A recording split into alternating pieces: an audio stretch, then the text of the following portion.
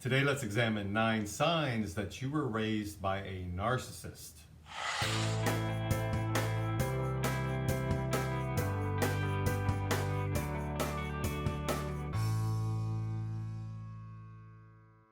Well, narcissism is a big one. I've done several videos about narcissism. Could be dating a narcissist, having a best friend who's a narcissist. This could range all the way from narcissistic personality disorder to narcissistic traits. But when someone's a narcissist, the abuse when they're raising children can filter into the lives of their children in so many ways. That's why I want to look at 9 signs that you may have been raised by a narcissist if you're struggling with something in your life and you can't quite pinpoint what's going on. When a parent is a narcissist, they're basically making it be all about them, and the child will suffer emotionally because of this. Now, keep in mind before we examine the 9 signs that narcissists can be wonderful people, very charismatic, lots of friends. People think you're lucky to have them as a mother or father, but you know differently. You know what it's like at home. You know the reality of it all, that you don't matter. Sign number 1, they have a lot of mood changes, unpredictable mood changes. Now, this can happen when they're questioned about something, when you go toe-to-toe with them. They're not going to like that. They like to be the ones who are in control. They know more than you do. So part of it could be that when you confront a narcissistic parent as you're growing up, which is healthy for a child to do, to find their own identity, to be rebellious even, a narcissistic parent is not going to really know what to do with that. It's throwing off their game plan. And so they can react with a strong mood change. Try to regain control somehow.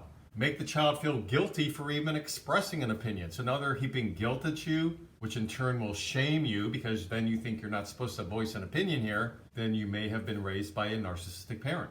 Number 2, they may act somehow put out because of the fact that you want some attention as a child. Now that can go one of 2 ways. Either they just don't want to be bothered because after all, it's all about them.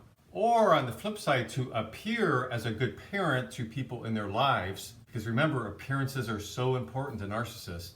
They may give you the time you're requesting, lavish you with some attention, let's say, especially if people are around, but it's very artificial attention. There's no real connection there. There's sort of a conditional love going on, we'll say. So it may seem like they're giving you what you want, but it's under the guise of what they need, they want, and how they appear to others. Which ties into number 3, that they just aren't able to provide real emotional support to you. There's no real authentic connection there, and you can feel that. There's something missing. Children are like sponges, and they have really good radar around this kind of thing. And they can tell when a parent is being phony. And they feel unloved on some level because in a way they are unloved.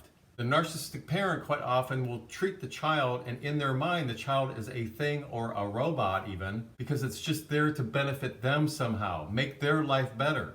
So how can a parent who's operating from that paradigm really show and demonstrate authentic love? They can't.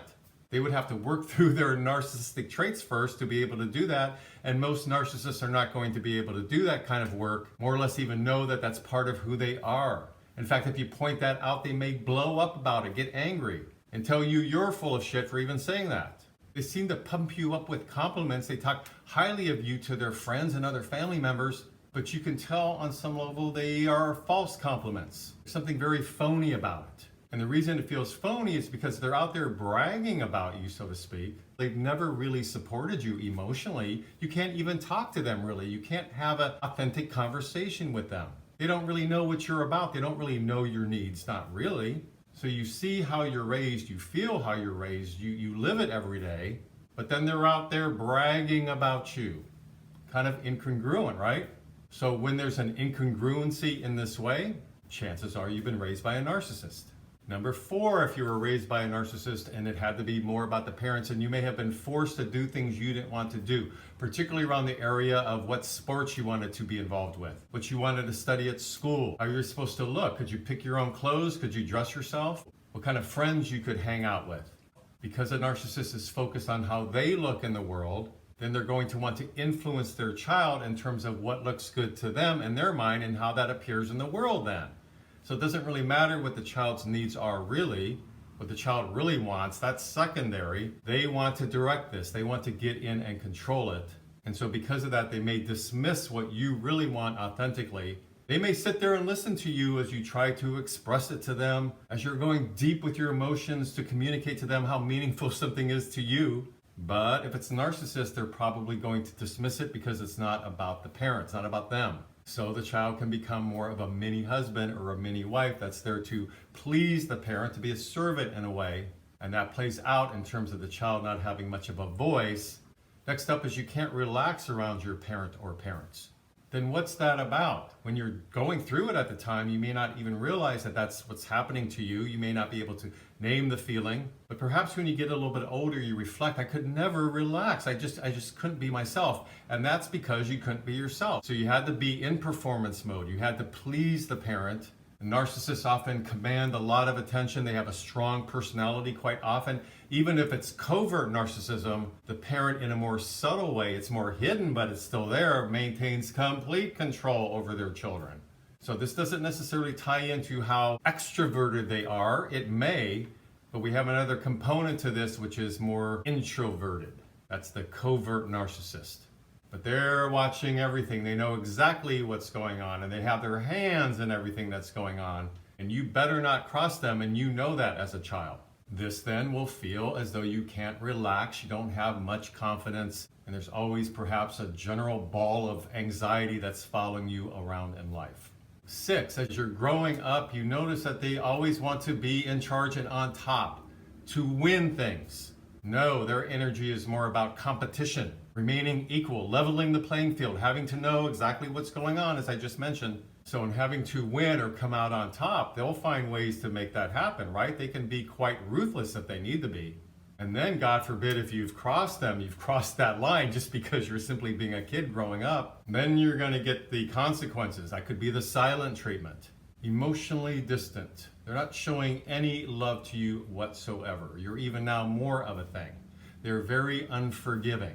These are all signs of perhaps being raised by a narcissist. Next up, making you feel less than or guilty because of how they've given you their life. They've given you their world. They've done so much for you. So you get this bit of a guilt trip when you're just simply trying to grow up and find out what you're all about. You're denied that. You're not helped with that. And if you try to do something that they don't approve of, then they may go to their ammunition, so to speak, of, I've given you everything. What more can I do for you? If it wasn't for me, you wouldn't have had A, B, or C. So if there's guilt involved and you feel manipulated by it, signs of a narcissist. Number 8, having that Jekyll and Hyde personality, and you know what I mean when I talk about this. If you're a kid raised by a narcissist, you have seen the Jekyll and Hyde.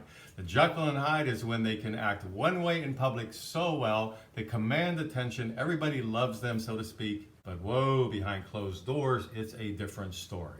Assuming Joan Crawford was a narcissist, and when we look back at the movie Mommy Dearest, assuming that that's even 50% true, then Joan was able to act one way in public, but very differently at home raising her children. Number 9, needing or wanting a conversation to generally be all about them. They're happy when they're the focus of other people's attention because that's what being a narcissist means. They need the external validation to make themselves feel good because they're not capable of providing the internal validation, that they're just a good person. I love myself. I'm okay with what I'm all about. When we don't have self-love, then we can't go internally, right? So then we have to seek it externally.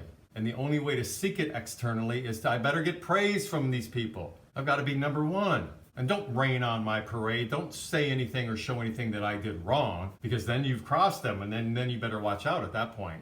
So if they're relishing in the spotlight and they don't want to turn over the conversation to anybody else, let's say you're the child and you're simply trying to add something, point out something you've done or another family member has done. That's wonderful. They deserve congratulations. Let's talk about this great achievement from person A over here. They don't want to talk about person A, because in talking about person A, they're not going to be able to get their external validation because you're focusing on somebody else. So they'll draw the conversation back to them somehow, some way. It has to be about them. That's a sign of a narcissist. So I hope these signs have helped you in understanding if you've been raised by a narcissist. Sometimes it can be confusing because we have mixed emotions. They're our mother, they're our father. I love them on some level. They gave birth to me. So we're trying to make sense of the internal conflict about being raised by a person who sometimes would show love, but so often have some of these traits I just mentioned, these 9 signs, and there's more than 9 signs, by the way. I just brought it down to 9. So because of that internal conflict, sometimes it's difficult for people to name it. And if you can't name it, then you don't really know what you're dealing with. You can just go through decades of being confused and maybe even thinking you've done something wrong. It's on you. When in reality, no, you're the child growing up. You were supposed to be properly parented, but you can't really be properly parented by a narcissist. So please leave me some comments below. I'd love to hear your thoughts about this topic. Please subscribe to my mental health YouTube channel if you like these kind of videos. And until next week, this is Brad Shore signing off from Ask a Shrink.